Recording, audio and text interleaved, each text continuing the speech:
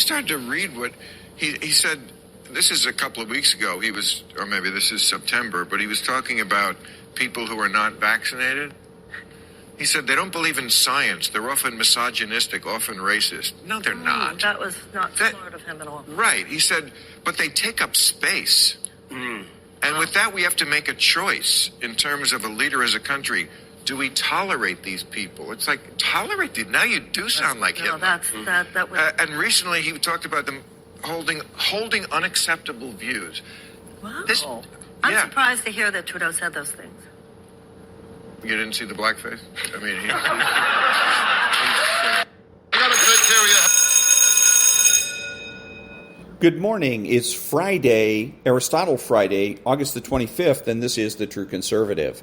Welcome to all the butchers, bakers, and candlestick makers out there. I'm Ron, your host, and the only true conservative in the United States today. So today, after the Serenity Prayer and the patriotic song of the day, we will have corruption, retrogrades, the rape of the mind, no free lunch, bishop-barron, Greenpeace, Benny Johnson, dr-Sebastien-Gorka, Jesse Waters, and Aristotle made easy, difficult thought made easy by Mortimer-Adler. All that and more when I come back.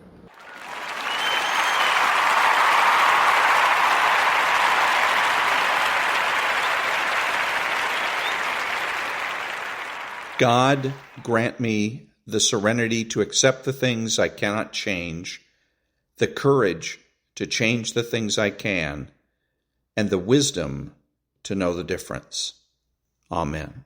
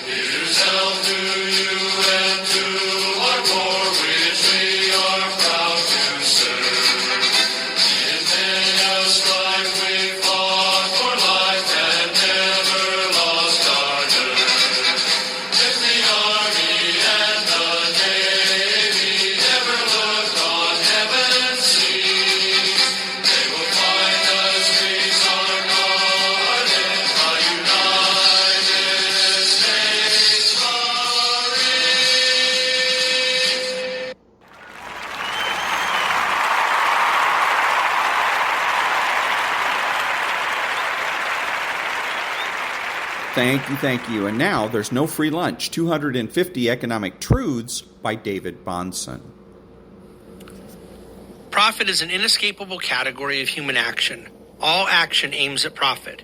Any act I perform, from reading a book to digging a hole to blinking my eyes, implies an expectation to substitute a more satisfactory state of affairs for a less satisfactory state.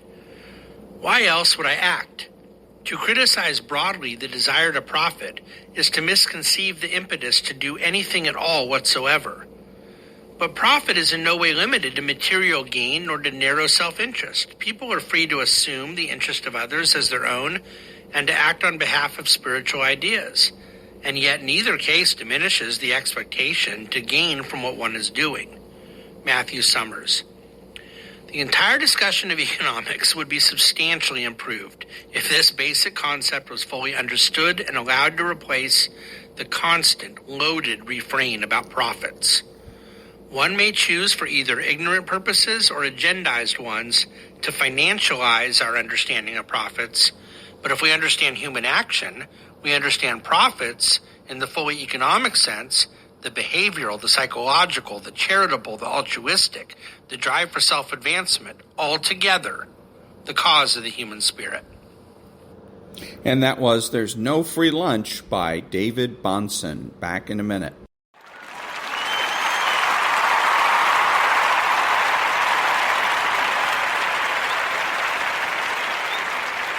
Thank you. So who is the true conservative? He is the person that has the courage of his convictions and is confident in what he knows. He is the person that understands that culture trumps politics.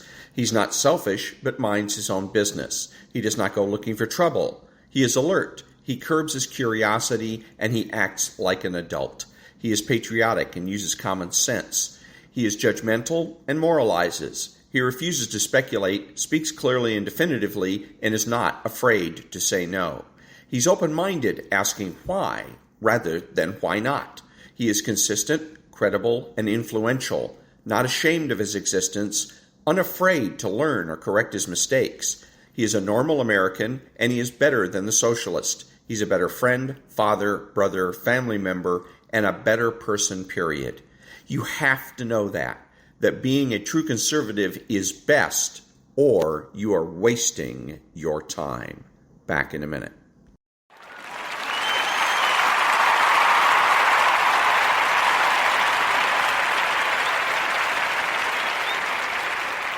Thank you. And now, Bishop Robert Barron. First, the metaphysics of evil. Evil is not something substantive in itself. It's a privation of the good. It's a corruption of what's good. It's a lack in something that is otherwise good in itself. What's evil about the cavity? Well, it's this corruption of something good. The tooth is good. It has an important natural purpose. And now it's got a cavity in it. It's got a corruption in it. Evil is always, listen now, parasitic upon the good. No, evil by its very nature is in the good. Practically impossible ever simply to get at evil without threatening in some way the good. And therefore, if you want to solve the problem of the cavity while still retaining the integrity of the tooth, you have to be very, very delicate and careful. You want to be happy? And that was Bishop Robert Barron. Back in a minute.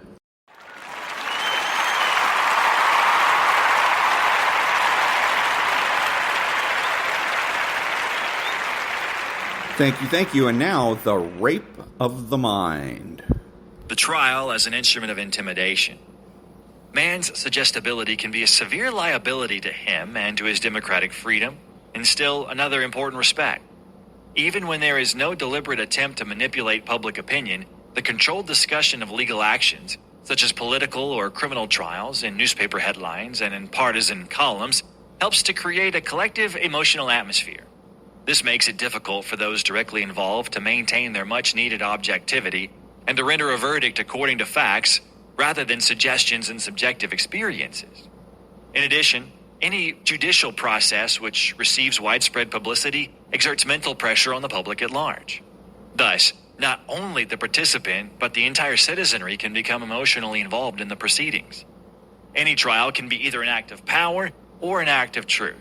An apparently objective examination may become a weapon of control simply by the action of the suggestions that inevitably accompany it. As an act of power by a totalitarian government, the trial can have frightening consequences. The Moscow Purge trials and the German Reichstag fire case are prime examples. We do not, of course, have such horrifying travesties on justice in this country, but our tendency to turn legal actions into a field day for the newspapers, the radio, and television weakens our capacity to arrive at justice and truth. It would be better if we postponed discussion of the merits of any legal case until after the verdict was in.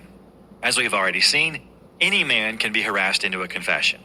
The cruel process of menticide is not only the way to arrive at this goal. A man can be held guilty merely by accusation, especially when he was too weak to oppose the impact of collective ire in public opinion. In circumstances of abnormal fear and prejudice, men feel the need for a scapegoat more strongly than at other times. Consequently, people can easily be duped by false accusations which satisfy their need to have someone to blame. Victims of lynch mobs in our own country have been thus sacrificed to mass passion, and so have some so-called traitors and collaborators.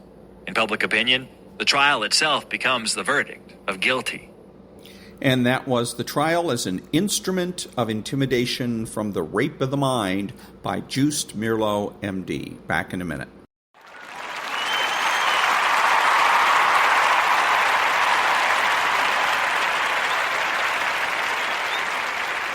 Thank you. So there's a saying, I think Lord Acton was supposedly the one that coined this phrase, that power corrupts and absolute power corrupts absolutely. And I've always said wrong-o. Corruption corrupts and absolute corruption corrupts absolutely. And that's what we're seeing here with Biden and former President Trump, is that with Biden, he's corrupt, his son is corrupt, and the corruption is spreading. In order to cover the corruption, the party, the Democrat Party, and perhaps just the people in the White House are having to corrupt other people, such as the Fulton County District Attorney, having to corrupt a federal attorney, a federal prosecutor. So the corruption spreads. The more that information there is about the corruption of President Biden, the more they have to corrupt other people in order to either hush it up or compensate for it. Because I also believe that what's going on here with all of these indictments isn't so much that they want to, number one, they're looking to get him to quit the race. No doubt about that. Because if they can get him to quit the race, that's devastating. He's ruined. There was a lady in the Wall Street Journal that said he should be magnanimous and quit the race for the good of the country. He'll be considered a hero and blah, blah, blah, blah, blah. Bullshit. Just bullshit. If he quits the race, he's letting down 75 million Americans or more. There may very well be another 5 or 10 million Americans that plan to vote for him in 2024. And he will go down as one of the biggest scoundrels in American history. He will be hated. People that used to love him will hate his guts. That's exactly what the left wants. They know that's what's going to happen if he quits. Look at what happened to the guy that won the Tour de France 7 times, Lance Armstrong, right? They badger him and badger him and badger him and badger him, and finally he gives in. He can't stand the pressure anymore. He figures, I'll give in, and maybe he has some kind of romantic notion that he's going to be able to be actually considered. And maybe somebody told him, hey, just cop to it, and then you'll still be considered a hero because you were you came clean, right? So he goes ahead and cops to it, and now he's the dirtiest scoundrel on the face of the earth. I've heard rumors that he can't go anywhere without people telling him to go F off. Because he had a lot of fans. There was a lot of fans. I remember when he was racing that bicycle racing was big. I'd walk around Pasadena, California, and they'd have these 15, 20 guys in their uniforms on their bikes whizzing down Colorado Boulevard, thinking that, I imagine that they're in the Tour de France or whatever. And I'm sure he was their hero. And so then he comes out and cops to cheating, in essence. He destroys them. He makes them look bad because they probably spent a lot of time, talking about him, etc. Makes them look bad, and those very same people probably now hate his guts. Okay. But the other angle on this is that the Democrats, if Joe Biden is going to end up going down behind all this corruption, if he's going to end up getting arrested, charged, maybe even convicted for this, one of the best things that they can do is they charge Donald Trump. Then when Joe Biden gets charged, they can just dismiss it and say, oh, it's just Donald Trump trying to get revenge. See, they're doing what the English call queering the pitch. So That's something else for you to consider, because that's the way the left operates. They operate in a very manipulative, very psychologistic way. Think about it. Back in a minute.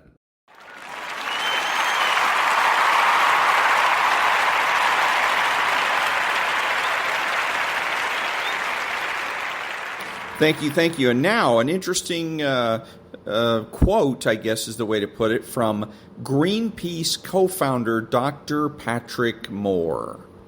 As I've stated publicly on many occasions, there is no definitive scientific proof through real-world observation that carbon dioxide is responsible for any of the slight warming of the global climate that has occurred during the last 300 years since the peak of the Little Ice Age. If there were such a proof, through testing and replication, it would have been written down for all of us to see. The contention that human emissions are now the dominant influence on climate is simply a hypothesis, rather than a universally accepted scientific theory. It is therefore correct, indeed, verging on the compulsory in the scientific tradition, to be skeptical of those who express certainty that the science is settled and the debate is over. But there is certainty beyond a reasonable doubt that CO2 is the building block for all life on Earth, and that without its presence in the global atmosphere at sufficient concentration, this would be a dead planet. Yet today our children and our publics are taught that CO2 is a toxic pollutant that will destroy life and bring civilization to its knees. And that was from an account called Dr. Eli David, and it was Greenpeace co-founder Dr. Patrick Maher. Back in a minute.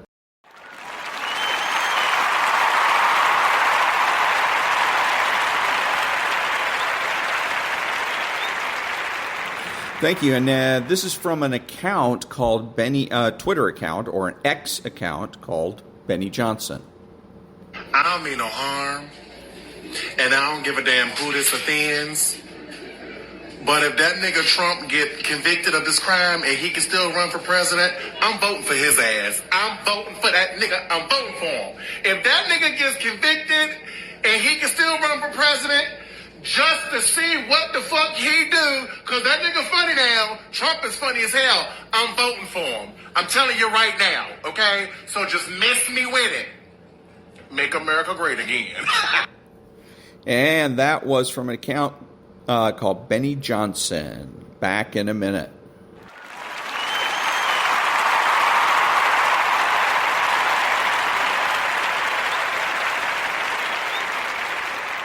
Thank you. And now another tweet from Benny Johnson, and it's a little film 6-minute video from a guy, an Atlanta native, who did hard time in Fulton County Jail. So I was watching these Trump videos of him getting arrested in Atlanta, and wow, it's very interesting what's going on. One thing I wanted to point out is that the hood is waking up. And what I mean by that is the lower income blacks that the Democratic establishment has been holding on to, even they're starting to see through the bull crap. And it's very evident. I'm about to show you some videos here in a second of Trump rolling through the hood in Atlanta. I used to live in Atlanta for a majority of my life, grew up there. One of the reasons I left and came out to the country is because of how these liberal cities are ran. Atlanta has gone downhill bad in the past 10 years. But Rice Street. Rice Street is the jail in Fulton County. That's what they call it because it's on Rice Street. Or it used to be called Rice Street. Terrible jail. I've actually been incarcerated there before. It is definitely one of the worst places you could ever go to in the United States. It's a place where the COs in there may have like pink hair, gold teeth, tattoos everywhere. Like, I mean, just straight up ghetto. Like, everybody there is ghetto, even officers. Atlanta's very corrupt. The feds actually raided Fulton County Jail, Rice Street, for those locally that know the name of it, because an inmate got shot inside the jail by another inmate, like on the upper floors. How does that happen exactly? But after they raided it, they found like keys of cocaine. They found pounds of weed. I mean, it's just a ratchet place. I hate that place. It's like definitely not one of my favorite places to be. That's a whole long story, how I ended up there, but it was a long time ago in my rattlesnake days. Let's just say that. But my point is this, is that even the lower income blacks who are most beholden to this leftist ideology, and they're victims of it, they're starting to even realize that they've been lied to, that they've been pimped out, and a lot of them are not afraid to speak out anymore. This is a problem for the Democrats. I mean, think about it. They lose that base, which I've talked about in earlier videos, about how the Democrats want to control the black population so that they can control the edge on the vote. Typically, historically, the country's been divided by white voters, 50-50, pretty much 50% Democrat, 50% Republican. So if they control the black population, then they have that edge to take them over and win presidential elections. And that's obviously, at a time when elections weren't cheated on as much as they are now. I mean, it's just out of control.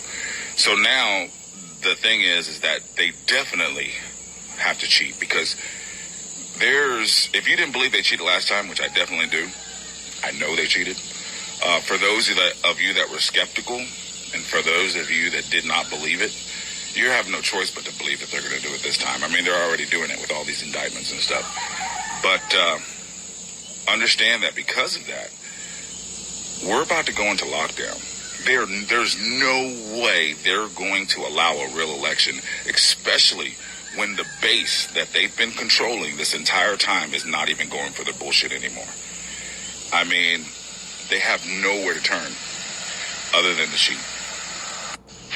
But this is exactly why the Democratic establishment has these open borders. One of the reasons why. I mean, they're doing all kinds of other things, drugs, trafficking, all kinds of other stuff. But one of the reasons is because they need a new base.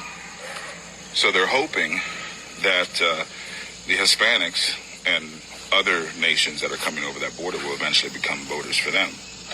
Well, newsflash. Of course they want to come to a better country. Who doesn't? But the Hispanics that they're planning on leaning on when they lose this black population here in the United States, because the black population is waking up, they're conservatives. These people coming over here from South America, Mexico, they're conservatives. Yeah, they're going to take advantage of being able to come over here, but they're mostly Catholic. They're not pro-abortion. They're not pro-LGBTQ, RSTUV. They are typically conservative in their thinking. Same thing with the Cubans in Miami.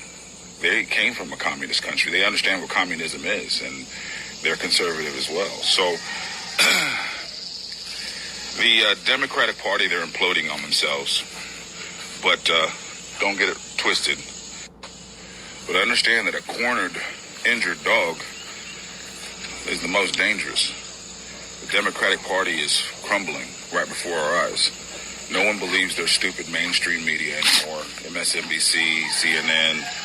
No one's going for this BS anymore. People are waking up. There's a mass awakening happening. So this is when they are the most dangerous. And this is what you have to understand. They are about to pull anything. Any and everything. And I don't say this because I'm telling anyone they need to be scared. We don't operate in the spirit of fear. Absolutely not. What I'm saying is, get ready. And that was from the account of Benny Johnson and the testimony of an Atlanta native who did hard time in Fulton County Jail. Back in a minute.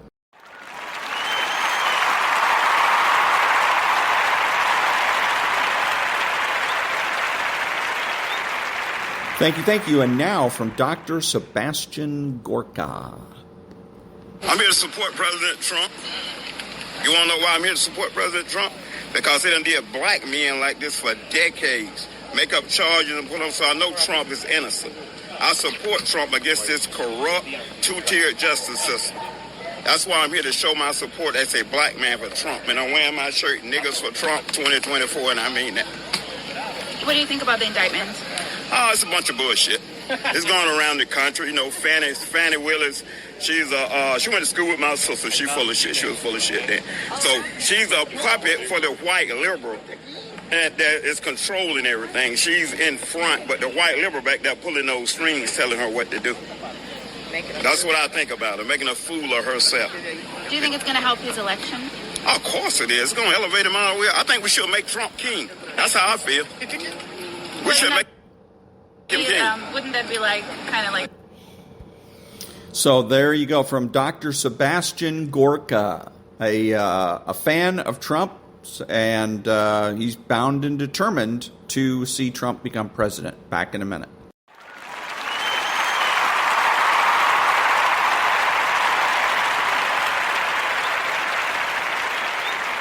Thank you. So the next clip is Jesse Waters interviewing former mob boss Michael Franzese. Michael Franzese is a former mobster with the Colombo family. So, Michael, what did you do to get convicted? Well, it was a RICO case that I pled guilty on. I actually had 3 RICO cases. 2 of them were federal. One brought on by Rudy Giuliani, and the other one was a state RICO case out of Florida. So I spent several months on trial defending one. I was fortunately acquitted in that case. I pled guilty to a second federal RICO indictment, and also pled guilty to a third in Florida. So I'm very familiar with the statute. So the statute, you understand, is a kind of a conspiracy deal, and obviously there was some taxes not paid. How was that similar, and what you were doing similar to the Bidens? Well, Jesse, you know, I had 18 shell companies. And when I say shell companies, all these companies had was a bank account.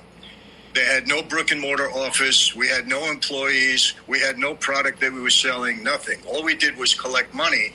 And the money that I was collecting was tax money that we were defrauding the government out of. So, and the only purpose, again, for these companies was to collect that money. So, you know, it's exactly the same thing that I see going on with Biden. And I'm wondering why they're not asking certain questions. Well, what service did you provide? What product did you sell? Why were you collecting this money? I mean, these are easy questions, but there don't seem to be any answers to them. And, you know, I'm going to tell you this, Jesse, I'm very familiar with the statute. You have suspicious bank accounts. You got money flowing into shell companies. You have money going into everybody but Joe Biden, of course. If he doesn't want to, you know, put this money in his account, you wouldn't do that. I didn't put the money in my account. It went everywhere else, and then I collected it in a different way. So you have all of this. You have text messages. You have emails. You have photos. You have witnesses. This is a slam dunk RICO indictment. Now, I'm not saying there's going to be a conviction. I don't know. You're innocent until proven guilty. But as far as an indictment, if this were one of my fellow associates on the street or myself, I'd have been indicted a long time ago with the amount of evidence that I'm seeing just from a distance and what I'm hearing every day. Michael, you said that the money came into these shells and none of them actually hit your bank account. You got the money in other ways. What did you mean by that? Because that's what Joe's saying. No penny hit his account. Well, of course it wouldn't hit his account. If this is money, he doesn't want to be attached to him. If he's influence peddling or his son is going around selling Joe's office or Joe's illusion of, you know, being able to provide a service as vice president, why would he have the money going into his account? He doesn't want it, you know, attached to him in any way. So he could send it everywhere else. But, you know, in this case, sending it to family members, there still has to be a service that these family members provided. Why is the money going into their accounts? What did they do for it? And of course, the sources are questionable, you know, China and Ukraine and so on and so forth. Again, Jesse, I'm not saying he's innocent or he's guilty. What I'm saying is, from my experience, and it's vast, this is a slam dunk indictment, no doubt. There's a pattern of racketeering here. This was done over a period of time. You could say that there's an argument can be made that the Biden is a criminal organization if this money is coming in illegally. But it certainly looks that way to me. I mean, and again, not only did I defend my own, but I've seen many of my former associates that had RICO indictments, and the pattern is always the same. And this looks exactly like that. Are you in the United States right now, Mike? No, I'm in Italy right now. Ciao. Have a great night. And that was Jesse Waters interviewing Michael Franzese about his time in the mafia and how he handled illicit money. Back in a minute.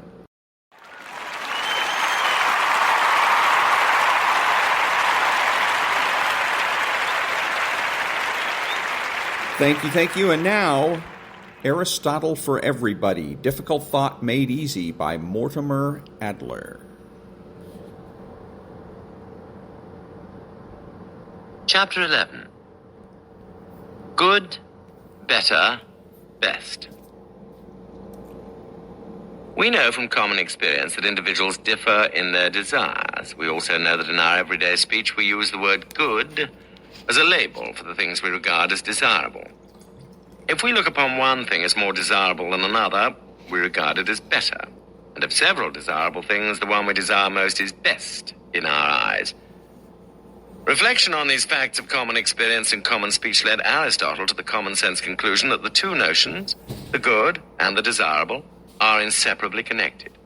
As axiomatic as Euclid's "the part is less than the whole, and the whole is greater than the part" are the good is desirable and the desirable is good. Let me remind you now of the problem we left unsolved at the end of the preceding chapter.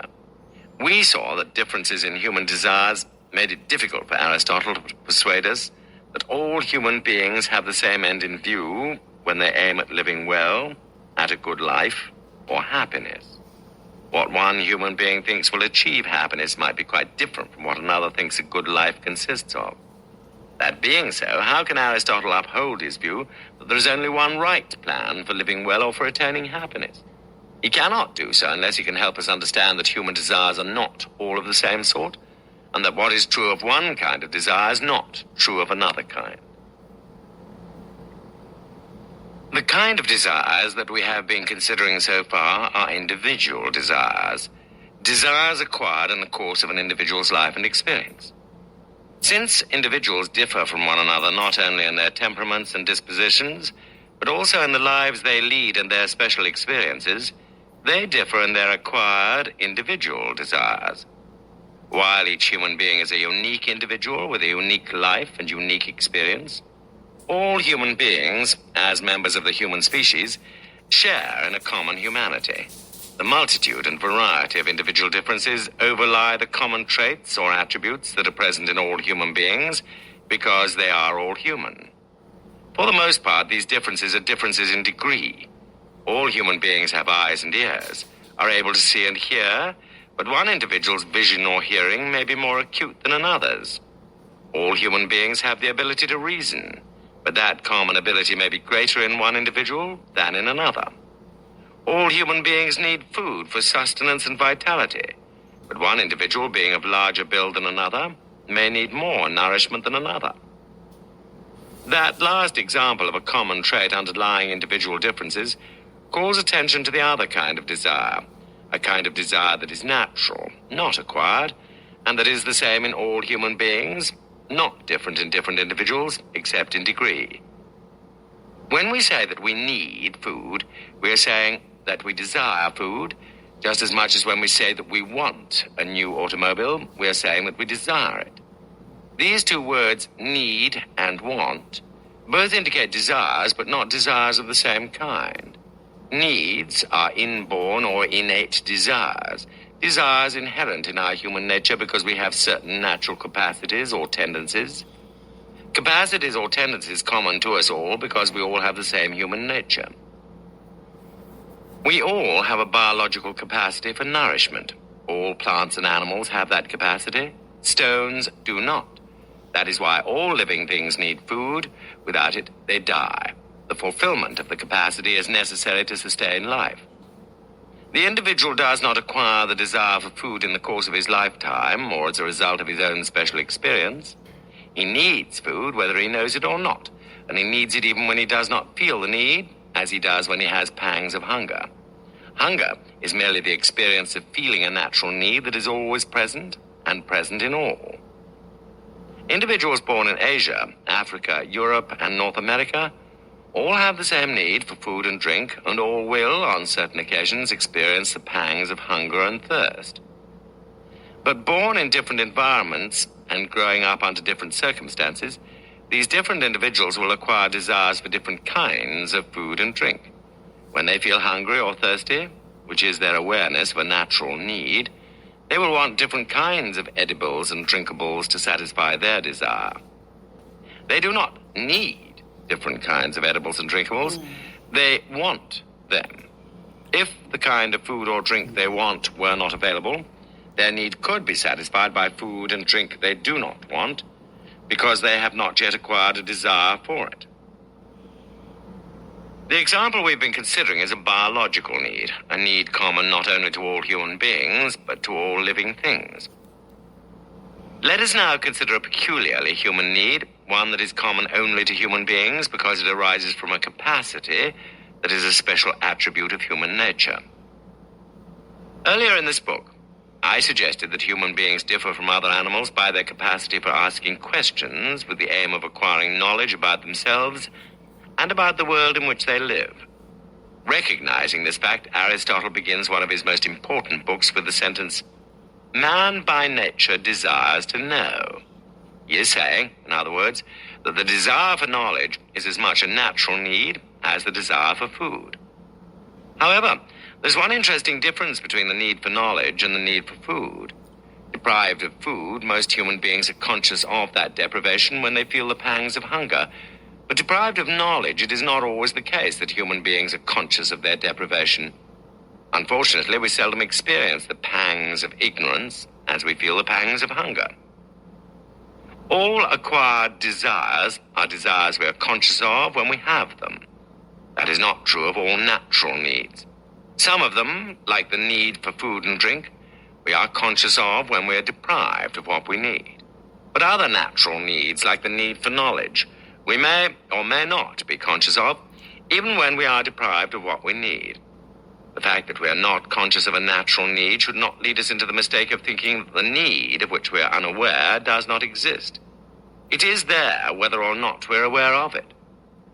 I've given a few examples of natural needs in order to contrast them with acquired wants, and in order to illustrate Aristotle's distinction between two kinds of desire. It is not necessary here to try to give you an exhaustive enumeration of the natural needs that all human beings share in common, as they share in common all the potentialities, capacities, and tendencies that are inherent in their specific human nature. My present interest is in showing how Aristotle's distinction between two kinds of desires will help him to persuade us that there is one right plan for living well that all of us ought to adopt. To understand his argument, we must recognize what I think all, or most of us do recognize, that we often want things we do not need. We even make the mistake of saying that we need them when we only want them. No one needs caviar, but many people, having acquired the taste for it, want it, and they may even allow themselves to say they need it. That is not the only mistake you can make about your wants. You can also want something that is not really good for you. Some human beings want drugs or other substances that are harmful to them. They've acquired strong desires for these things and want them so strongly that they ignore the injury they're doing themselves. They want something that is bad for them, but because they want it, it appears good to them at the time they're seeking to gratify their desires. If it did not appear good to them, it would be false to say that the desirable is good. When they desire that which is really bad for them, it nevertheless appears good to them. Their desire or want was wrong or mistaken. That is why that which appeared good to them was not really good. In contrast to the things you want, which appear good at the time you want them, but may turn out to be the opposite of good at a later time, The things you need are always good for you. Because they are really good for you, they are not good at one time and the opposite at another. You may be mistaken in thinking that you need something when you only want it. Caviar, for example. But your needs are never wrong or misdirected, as your wants may be, and often are. You cannot have a wrong or mistaken need. And anything you need is something really good for you, not something that merely appears to be good at a certain time because you desire it. We now see that Aristotle's distinction between natural and acquired desires, or between needs and wants, is closely related to another distinction he makes between real and apparent goods. The things that are really good for you are the things that satisfy your natural needs. The things that only appear to be good for you and may not be really good for you are the things that satisfy your acquired wants. Another way of making this point is to say that apparent goods are the things we call good because we do in fact consciously desire them at the time. We want them. Because we want them, they appear good to us and we call them good. In contrast, real goods are things we need whether we are conscious of the need or not. Their goodness consists in their satisfying a desire inherent in human nature. There is still one other way of making the same point, and it is worth considering because it advances our understanding of Aristotle's argument. The good is the desirable, and the desirable is good, but a thing may be desirable in two different senses of desirable, just as it may be good in two senses of good. We can call something desirable because at a given time we do in fact desire it, or we can call something desirable because we ought to desire it whether at a given time we actually desire it or not. What is desirable in one sense may not be desirable in the other. We may actually desire what we ought not to desire, or in fact fail to desire what we ought to desire. That which is really good for us is something we always ought to desire because we need it, and we cannot have wrong needs. But that which only appears to be good for us is something that may be wrong for us to desire. It may be something we ought not to desire because it will turn out to be really bad for us, even though, at the time we want it, it appears to be good because we want it. The one right plan for achieving happiness or a good life is, according to Aristotle, a plan that involves us in seeking and acquiring all the things that are really good for us to have. They're the things we need, not only in order to live, but also in order to live well. If we seek all the real goods that we ought to possess in the course of our lives, we will be pursuing happiness according to the one right plan of life that we ought to adopt. Since natural needs, based on our common human capacities and tendencies, are the same in all human beings, what is really good for any one person is really good for any other. That is why human happiness is the same for all human beings. It consists in the possession of all the things that are really good for a person to have, accumulated not at one time, but in the course of a lifetime. And that is why the one right plan for living well is the same for all human beings. No human life can be completely deprived of real goods, for on the biological level, the total deprivation of basic needs would make it impossible to stay alive for long. The biological needs for food, drink, clothing, shelter, and sleep must be satisfied, at least to a minimal extent, in order for the living organism to stay alive. But when those needs are satisfied to that minimal extent and no more, just staying alive, or bare subsistence, serves poorly as a means to living well. Not only must these basic biological needs be satisfied beyond the level of the barest minimum required to sustain life itself, but in addition, many other human needs must be satisfied in order to approach the fulfillment of all our human capacities and tendencies. If happiness consists in such complete fulfillment, then one individual approaches more closely to achieving it in proportion as he is more able than another to satisfy his human needs and come into the possession of the things that are really good for him. One plan for living well is better than another to the extent that it guides the individual to a more complete realization of his capacities and to a more complete satisfaction of his needs. And the best plan of all, the one we ought to adopt, is one that aims at every real good in the right order and measure and, in addition, allows us to seek things we want but do not need, so long as getting them does not interfere with our being able to satisfy our needs or fulfill our capacities. Not all apparent goods things that we want but do not need, turn out to be bad for us. Some are not injurious in themselves, and some are not disadvantageous in the sense that they impede or frustrate our effort to get the things that we need and that are really good for us. The pursuit of happiness by one man may differ from its pursuit by another, even if both are following the one right plan for living well. The reason for such differences, when they occur, is that each individual may want different things for himself over and above the things he needs. Though what is really good for one human being is the same for all, what appears to be good to one individual, according to his wants, may be quite different from what appears to be good to another individual. What each individual wants for himself may be an apparent good that is neither injurious to him nor an impediment to his pursuit of happiness. You now have some grasp of Aristotle's views about happiness and how it should be pursued. You see why he thinks it is the same for all human beings and why all should try to achieve it by adopting the one sound plan for doing so. Other questions remain to be answered. What are the real goods that an individual should seek in order to live well or make a good life for himself or herself? We have mentioned some of them, but not all. Can the enumeration of real goods be completed?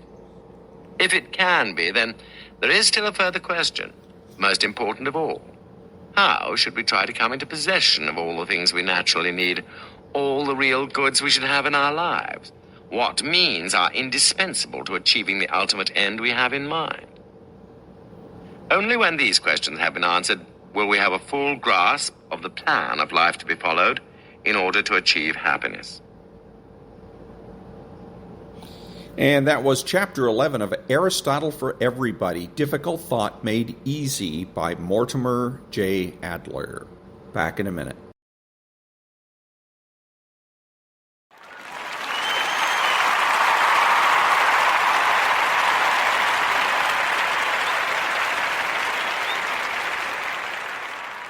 Thank you. I'm Ron, your host and the only true conservative in the United States today, bidding adios to all of the butchers, bakers, and candlestick makers out there. And until next time, be honest, be smart, be beautiful, and remember that the left has no authority, no power, and they can't win.